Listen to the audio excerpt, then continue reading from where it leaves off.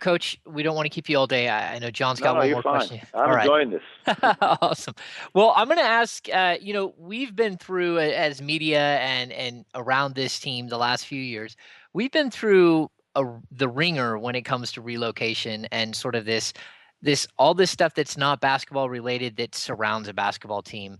And when you're looking at what's happening down in LA with the Clippers, you just sit back and go, my goodness, I'm glad I'm not part of that. I'm glad I'm not involved. You were with the Warriors last year. They're swamped right in the middle of this mess. You know, how glad are you that's just not here and it's not something you have to deal with this time? You know what? And this is, in all honesty, not once since the story broke have I felt glad that I'm not a part of it. It was really my thought process was I empathize with Doc Rivers and his team, and really the entire NBA. The biggest thing that bothers me about it is this to me has been the best playoff first round that I can remember. I mean, you look at some of the great series and great plays that are going on, and it's being overshadowed by a black cloud down in LA. And that's really doing everybody a disservice in the NBA, from Doc Rivers and the Clippers to the Warriors in that series to all the other 14 teams that were alive in the playoffs when it all happened. So I just feel awful for everybody that is being overshadowed by that. Think about some of the storylines in these playoffs. Like the Houston-Portland series is an unbelievable series. You have a kid in Troy Daniels who no one knows who the hell is this kid. He hits a game-winning three-point shot in Portland. He gets 17 points the next game in 21 minutes. Nobody knows who this kid is. Then you have Memphis outplaying the Oklahoma City Thunder, and they're doing it just by playing hard-nosed physical basketball. They've had 4 straight games going to overtime, but everybody's not talking about that. Everybody's talking about the LA Clippers and Donald Sterling, and now you got 25 people who now want to buy the Clippers. Everybody in Hollywood wants a piece of the team. So you feel awful for the players, but not once, to be very honest, have I ever felt I'm glad I'm not a part of that. It was rather a feeling of, I just feel sorry for the guys that have to go through that at this important time, because the reality is this. I coach Chris Paul. He is the most competitive person I've ever been around. And the playoffs are the ultimate stage where you get to, take your game to another level and shine. And that kid wants to win a championship more than anything in the whole world. And to have this thrown at him in the middle of all that, you just feel awful for him because it's unfair. And the timing was, just unbelievably bad. But I'm hoping that now the commissioner has come out. He's handed out his sentence, one that everybody applauds. And now I'm hoping that everybody can get back to playing basketball, enjoy these great playoffs, and sit back and look at some of these guys that are making names for themselves right before our eyes. Cowbell Kingdom podcast here. Jonathan Santiago and James Ham with Sacramento Kings head coach Michael Malone. Coach, you mentioned there Chris Paul. You've told us on and off the record that he's probably one of the greatest leaders that you've ever been around. You have nothing but praise for him. Did you reach out to him amidst all of this drama to keep him encouraged and keep him focused on the task at hand, which is winning an NBA championship?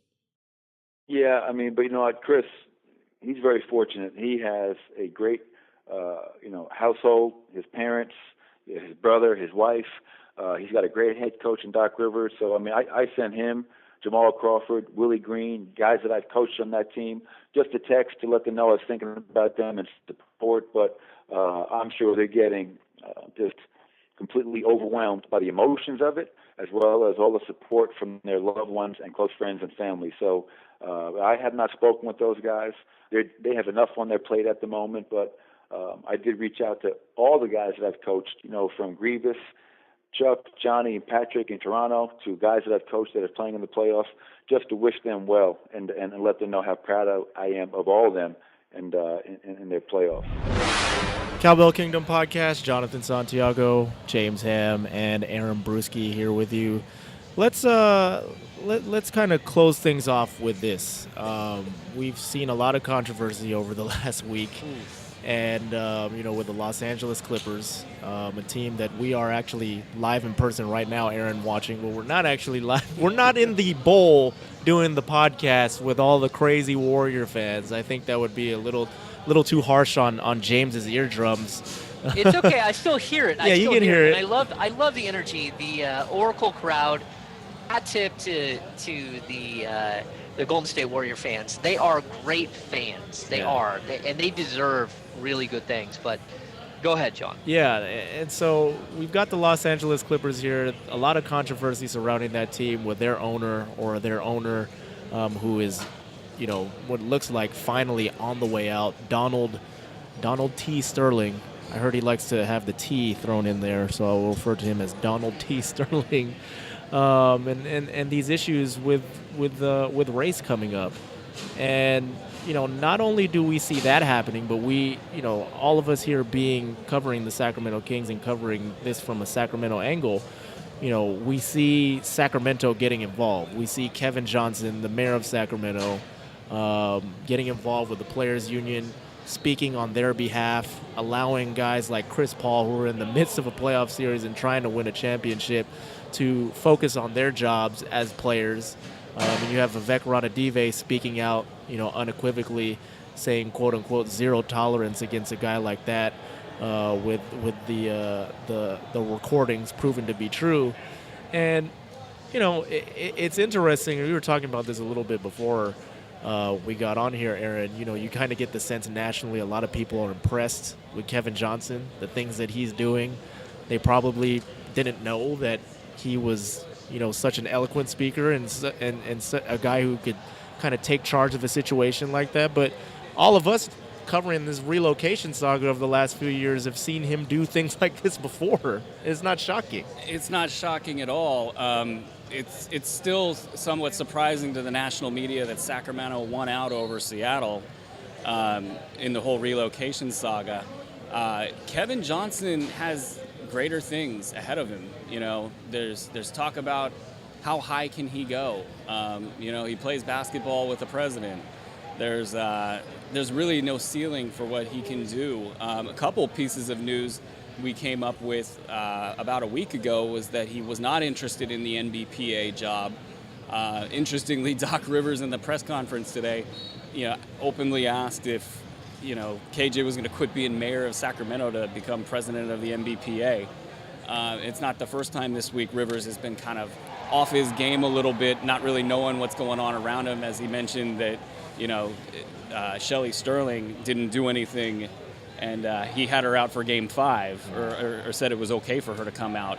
And I don't think he quite knew her full history, in particular with going on TMZ or getting recorded by TMZ saying that Donald Sterling had done nothing wrong. So, KJ, he's in the spotlight, and he's not interested in the NBPA job.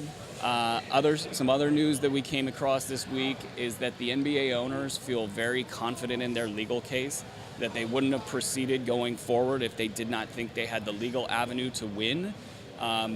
I put that out there on Twitter during the press conference, so as you can imagine, that went all the way to the bottom of the Twitter feed in about 2 seconds. It was probably about 500 tweets a minute, it felt like.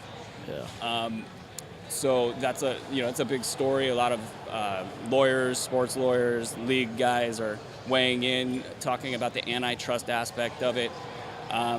Kevin Johnson's at the center of it all, though, and he's doing what he's done for the last 3 years and taking pages out of guys like Chris Lehane, the political advisor who was press secretary for Al Gore, had a movie made about him starring Rob Lowe. So it's just a well-oiled campaign. You bring in a guy like Vivek Ranadive, and it just looks really good for Sacramento, and it kind of shows why they got the nod over Seattle. Yeah, you know what, John, I didn't know that Donald T. Sterling liked to be called Donald T. Sterling, but just in honor of him, let's just call him Donnie from here on out. So he apparently likes big bowls of soup, if you read Bill Simmons' column. He's the most disrespectful person that I've ever, this has been going on for years. Yes. It's been a blight on the league. It's been an embarrassment for the league. And he finally got caught. And you know what? What makes perfect sense to me is that his wife, God bless her soul, 50-year-old woman, 50 years of marriage, almost 50 years of marriage to this schmuck. And she's standing there, trying to stand up for him, which is, honorable, I guess. But come on, his girlfriend is who ratted him out. So not only do you have like this horrible, weird, like conversation that's taped and put out there. There's all kinds of like bad feelings, It's even in it, my mind, it's about like how the way this was put out there. But still, it's like, look, that's your girlfriend. That's what you get. That's what your whatever 30-year-old girlfriend, 20-something-year-old girlfriend who has had her name legally changed like 5 times or whatever, and likes to take pictures with Magic Johnson and Matt Kemp. Good for her. She just absolutely roasted you. That's what you get when you literally live a life that makes no sense to like 99% of the population. and make no And mistake. I'm not talking. Well, Go ahead. what I was going to say is make no mistake about this. This is a scandal that could have taken the league down. We're sitting in an arena right now where a team that's playing Yeah. almost didn't play a nationally televised playoff basketball game, the Golden State Warriors. If the league did not expel him, they weren't going to take the court. I mean, this is bigger than the Donaghy thing. This is bigger than Malice in the Palace. This could have crippled $1 billion, Yeah. $4 billion per year, revenue generating machine. And that's where the guys that are on the legal side, I think they're kind of swinging and missing on this, because Sterling would be liable for that. This is him. This is his fault. The league had no choice but to step up and put an end to it. And so the idea that he's going to go into court and convince a judge that it's anything but that, it's a little bit funny. I think the sad part, though, as you bring it up, it being a potential black eye for the league here, and James, you bringing up the fact that this has been going on for years. I think that's the sad part of this, is that everyone's known that this guy is a racist bigot. Everyone's known that he has a history of discrimination and racist tendencies, and now when there's an actual audio recording and there's actual proof of him saying these things, that it has to happen now, you kind of wish that it could have happened sooner. And it's unfortunate that it's sad too to think that there are a lot of players in this league too who weren't even aware of his past. I mean, it's an unfortunate situation in that regard, that it took this long, but at the same time, things happen for a reason, and the end result is kind of what matters here ultimately. Short-term pain Yeah. for long-term gain. Yeah, John, and I think you're right there. I think this was the right moment for this to happen. Number one, the league. I know a lot of people are like, "Oh my gosh, Donald Sterling is overshadowing an incredible playoff run." But you know what? He's not, because the playoff run is so good that everyone in the world is glued to the screen. I mean, Oklahoma City, 4 consecutive overtime games coming into tonight. I mean, we got this Clippers series, this Clippers Golden State series. It's so intriguing. We're watching the Indiana Pacers like melt down in front of us. This is something that you want it to happen at a different time. Sure, if this happens like 6 weeks from now in the off season, it's a complete disaster for the league, because they've got no distraction. And while you don't want the Sterling to steal the thunder of this playoffs is so good that you can't steal the thunder.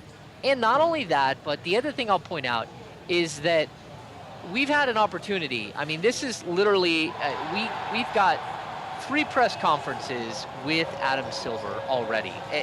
Like John and I have actually, we got his first press conference in Sacramento. We had 2 different press conferences at All-Star Weekend. We've actually got to see Adam Silver, and he's so different. He's so different than what we're used to. And again, John and I both got to sit through David Stern press conferences. We've seen it, the difference. And what I love is that Adam Silver had a moment where he looked so human.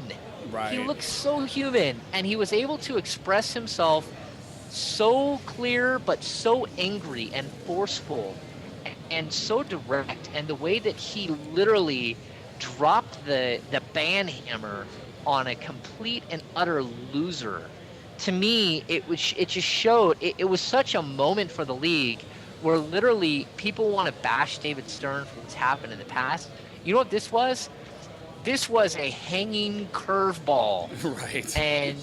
and Adam Silver did not miss. He hit a grand slam. He put the ball so deep that no one could catch it. And that's what you want. You wanted Adam Silver to have this defining moment, but you wanted to have him have it early. And you know what we're not hearing right now? We're not hearing about, hey, Adam Silver, when are you going to give Seattle a team now that that David Stern is gone? You know, we're not hearing about that. We're hearing about Adam Silver, the man who walked in and said no, and who looked directly into the camera and apologized to players like, Magic Johnson. Like, literally, it was so heartfelt, so honest, so perfect. This was a great moment because not only did the NBA just is their product on the floor so good right now, but It was they cleansing. stood up. It was a cleansing moment for the NBA Well, in the middle of the and- biggest week that the NBA has had in years. Once again, they're a vehicle for social change. A vehicle. I mean, NBA, professional sports as a whole, have had like an incredible year where they have been a vehicle for social change, and you have to applaud it. You have to applaud everything that's gone on in this situation, except for Donnie Sterling. There's a anything. special place for him where he's going next. Yeah, and even it was the most awkward 15 minutes of audio I've ever heard in my entire life. It's despicable. Hey, Aaron, can I get you a juice? What's Can that? I get you a juice? Can Can I you- get you a juice?